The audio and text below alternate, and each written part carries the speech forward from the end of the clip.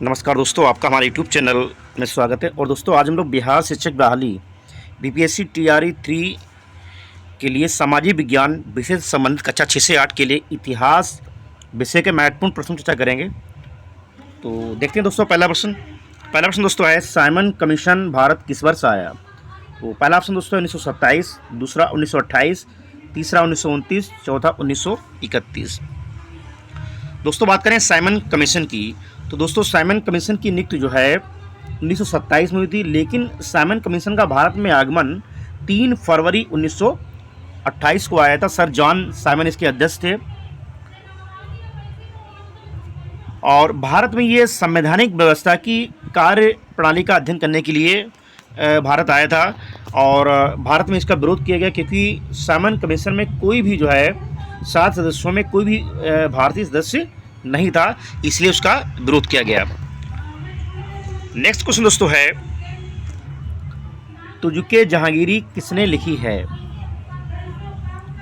दोस्तों तुझुके जहांगीरी स्वयं जहांगीर द्वारा लिखी आत्मकथा है और इसमें जहांगीर ने अपने सिंहासन पर बैठने के समय से लेकर अपने शासन के 17वें वर्ष तक लिखा है। बाद में स्वास्थ्य खराब हो जाने के कारण उसे लिखने का उत्तरदायित्व अपने बख्शी मुतबिद खां को सौंप दिया था। तो यहाँ पे दोस्तों हमारा जो राइट आंसर दोस्तों है वो है हमारा ऑप्शन बी, जहांगीर। नेक्स्ट दोस्तों है, बुलंद दरवाजा अकबर की किस विजय के उपलक्ष्य में बनाया गया था? दोस्तों बुलंद दरवाजा फतेहपुर सीकरी जामा मस्जिद के दक्षिणी द्वार से निर्मित भारत का सबसे ऊंचा प्रवेश द्वार है और इसका निर्माण 1573 में अकबर ने अपनी गुजरात विजय की याद में इसका निर्माण करवाया था। टोटल 76 फीट इसकी ऊंचाई है। तो दोस्तों यहाँ पे हमारा जो राइट आंसर दोस्तों है वो है ऑप्शन सी, गुजरात। नेक्स्ट प्रश्न दोस्तों है, मनसब क्या था? तो पहला ऑप्शन है कार्यालय, बी ओहदा, सी जागीर और डी है दोस्तों जाट। दोस्तों बात करें मनसब शब्द का जो अर्थ है वो है श्रेणी अथवा पद, तथा मनसबदार का अर्थ उस अधिकारी से था जिसे शाही सेना में पद अथवा श्रेणी प्राप्त थी। तो यहाँ पे दोस्तों जो राइट आंसर दोस्तों हमारा हो जाएगा ऑप्शन वी, ओहदा। अगला प्रश्न दोस्तों है, 1857 में सिपाही विद्रोह कहाँ से प्रारंभ हुआ था? दोस्तों 10 मई 1857 को सिपाही विद्रोह मेरठ से प्रारंभ हुआ था और 12 मई 1857 को विद्रोहियों ने दिल्ली पर अपना अधिकार कर लिया था। तो यहाँ पे दोस्तों हमारा जो राइट आंसर दोस्तों है वो है ऑप्शन डी, मेरठ। अगला प्रश्न दोस्तों है, विधवा पुनर्विवाह एक्ट कब पास हुआ? दोस्तों संस्कृत कॉलेज कलकत्ता के आचार्य श्री ईश्वरचंद्र विद्यासागर के प्रयासों से विधवा पुनर्विवाह अधिनियम 1856 में पारित हुआ था और इस एक्ट के नियम 15 में विधवा विवाह को वैध मान लिया गया था। तो यहाँ पे दोस्तों हमारा जो राइट आंसर दोस्तों है वो है ऑप्शन बी, 1856 ईश्वरचंद्र विद्यासागर के प्रयासों के परिणाम स्वरूप। अगला प्रश्न दोस्तों है, हर्षवर्धन के शासनकाल में सत्ता केंद्र का स्थान कौन सा था? दोस्तों उत्तर प्रदेश के फर्रुखाबाद जनपद में कन्नौज स्थित है और कन्नौज नामक स्थान प्राचीन काल में एक अति प्रसिद्ध नगर था। इसका एक नाम महोदय भी मिलता है। कन्नौज की महत्ता 7वीं शताब्दी में बढ़ी है। तो यहाँ पे दोस्तों हमारा जो राइट आंसर दोस्तों है वो है ऑप्शन ए, कन्नौज।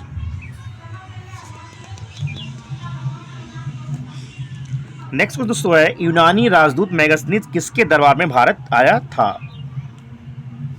दोस्तों मेगास्थनीज सेल्यूकस निकेटर द्वारा चंद्रगुप्त मौर्य की राज्यसभा में भेजा गया एक यूनानी राजदूत था और इसके पूर्व आर्को शिष्य के क्षत्रिय के दरबार में सेल्यूकस का यूनानी राजदूत रह चुका था। भारत में रहकर उसने जो देखा सुना उसको जो है उसने अपनी पुस्तक इंडिका में उसको लिखा। तो यहाँ पे दोस्तों हमारा जो राइट आंसर दोस्तों है वो है हमारा option C, Chandragupta Maurya. Next को दोस्तों है, 1925 में कानपुर कांग्रेस का अध्यक्ष कौन थे? दोस्तों दिसंबर 1925 में कांग्रेस का 40वां अधिवेशन कानपुर में हुआ था और इस अधिवेशन की अध्यक्षता सरोजिनी नायडू के द्वारा की गई थी। सरोजिनी नायडू कांग्रेस के बैठकों की अध्यक्षता करने वाली प्रथम भारतीय महिला थी। अगर बात करें भारतीय राष्ट्रीय कांग्रेस की प्रथम महिला अध्यक्ष, प्रथम भारतीय महिला अध्यक्ष, तो वहाँ पे श्रीमती सरोजिनी नायडू का नाम आएगा। अगर बात करें जाए भारतीय राष्ट्रीय कांग्रेस की प्रथम महिला अध्यक्ष, तो वहाँ पे आयरलैंड के निवासी एनी बेसेंट का नाम आएगा। तो यहाँ पे दोस्तों हमारा जो राइट आंसर दोस्तों है ऑप्शन डी, सरोजिनी नायडू, जिनको नाइटिंगेल ऑफ इंडिया कहा जाता है। अगला प्रश्न दोस्तों है 1773 के रेगुलेटिंग एक्ट के द्वारा स्थापित गवर्नर जनरल की परिषद में कौन सदस्य नहीं था? दोस्तों 1773 के रेगुलेटिंग एक्ट के तहत बंगाल में एक प्रशासक मंडल बनाया गया था, जिसमें गवर्नर यानी कि जनरल तथा 4 पार्षद नियुक्त किए गए थे। अगर दोस्तों बात करें, इसमें प्रथम गवर्नर जनरल वारेन हेस्टिंग था तथा पार्षद फिलिप क्लेरिंग, मानसन तथा वर्वेल थे।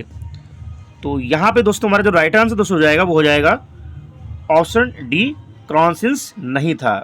और दोस्तों रेगुलेटिंग एक्ट 1773 के तहत ही जो है 1774 में प्रथम सुप्रीम कोर्ट की स्थापना कोलकाता में की गई थी। नेक्स्ट दोस्तों है किस लेखक ने महात्मा गांधी को प्रोफेशनल लीडर्स की संज्ञा दी थी? तो दोस्तों यहाँ पे हमारा ऑप्शन से दोस्तों वो है रोमा रोला। रोमा रोला ने जो है महात्मा गांधी को प्रोफेशनल लीडर्स की संज्ञा दी थी।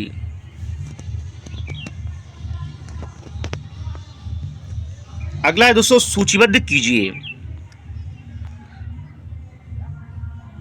देशबंधु, चित्तरंजन दास, लाला लाजपत राय, स्वरूप रानी, महात्मा गांधी, राधा रानी, मोतीलाल नेहरू, बसंती देवी। तो दोस्तों बात करें देशबंधु चित्तरंजन दास, तो इनका संबंध बसंती देवी से है।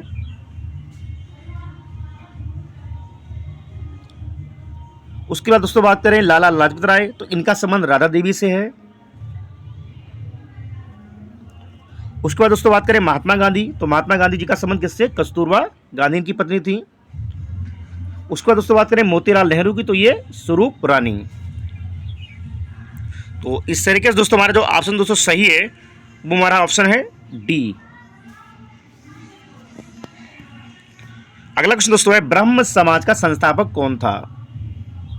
दोस्तों ब्रह्म समाज की स्थापना 20 अगस्त 1828 को राजा राम मोहन राय के द्वारा कलकत्ता में की गई थी। और राजा राम मोहन राय का जन्म 1774 में हुआ था। राजा राम मोहन राय, जिनको भारत में समाज सुधार आंदोलन का जनक कहा जाता है, भारत का आधुनिक नक्षत्र कहा जाता है, और इनके द्वारा जो है मिरातुल अखबार निकाला गया, संवाद कुमुदी की रचना की गई। तो यहाँ पे दोस्तों हमारा जो राइट आंसर दोस्तों है वो है ऑप्शन डी, राजा राम मोहन राय के द्वारा ब्रह्म समाज, और आर्य समाज स्वामी दयानंद सरस्वती जी के द्वारा।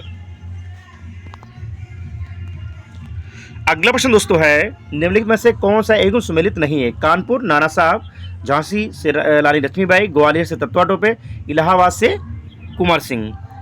तो दोस्तों जो हमारा ऑप्शन डी दोस्तों है ये हमारा सुमेलित नहीं है।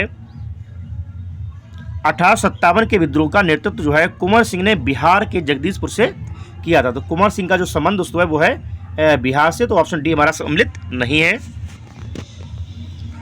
अगला क्वेश्चन दोस्तों है किस दिल्ली सुल्तान ने घोड़ों को दागने की प्रथा प्रारंभ की थी? तो दोस्तों अलाउद्दीन खिलजी ने सैनिक व्यवस्था में काफी परिवर्तन किया और युद्ध के अवसर पर सैनिक अपने स्थान पर किसी अन्य व्यक्ति को न भेज दें, इसकी रोकथाम के लिए सैनिकों का हुलिया लिखने की प्रथा प्रारंभ हुई। और इसी प्रकार उसने घोड़ों को दागने की प्रथा प्रारंभ की, जिससे कि दोबारा घोड़े को निरीक्षण के लिए प्रस्तुत न किया जा सके। तो यहाँ पे ऑप्शन दोस्तों हमारा सही है, अलाउद्दीन खिलजी के द्वारा जो है घोड़ों को दागने की प्रथा प्रारंभ की, और अलाउद्दीन खिलजी के द्वारा ही दोस्तों है बाजार नियंत्रण व्यवस्था भी लागू की गई थी। अगला दोस्तों है चालुक्य वंश की राजधानी क्या थी? तो दोस्तों यहाँ पे हमारा जो राइट आंसर दोस्तों है वो दोस्तों है ऑप्शन ए, वातापी। अगला प्रश्न दोस्तों है पल्लव वंश का अंतिम शासक कौन था? दोस्तों कांची के पल्लव वंश का अंतिम महत्वपूर्ण शासक था, और 885 ईस्वी के लगभग उसने गंग नरेश पृथ्वी के पति चोल नरेश आदित्य प्रथम की सहायता से पांड्यवंशी शासक बरगुण द्वितीय को युद्ध में पराजित किया था। तो दोस्तों यहाँ पे हमारा जो राइट आंसर दोस्तों वो है अपराजित बर्मन। पल्लव वंश का अंतिम शासक अपराजित बर्मन था। और लास्ट क्वेश्चन दोस्तों है निम्नलिखित में से किस अधिनियम के द्वारा ईस्ट इंडिया कंपनी को व्यापारिक अधिकारों को समाप्त कर दिया गया था? दोस्तों 1813 के एक्ट के द्वारा ईस्ट इंडिया कंपनी के व्यापारिक अधिकार समाप्त कर दिए गए थे, किंतु कंपनी का चीन के साथ तथा अफीम का व्यापार का अधिकार बना रहा, जिसे 1833 के एक्ट के द्वारा समाप्त किया गया है। तो यहाँ पर दोस्तों जो राइट आंसर दोस्तों है वो है ऑप्शन बी, 1813 के चार्टर एक्ट के द्वारा। तो दोस्तों ये थे इतिहास विषय से संबंधित महत्वपूर्ण प्रश्न जो आने वाले बीपीएससी टीआरई 3 एग्जाम के लिए कक्षा 6 से 8 के लिए काफ़ी महत्वपूर्ण होंगे। अगर दोस्तों आपको हमारा वीडियो अच्छा लगा तो वीडियो को लाइक कीजिए, शेयर कीजिए, चैनल को सब्सक्राइब कीजिए। मिलते हैं दोस्तों नेक्स्ट वीडियो में। Thank you.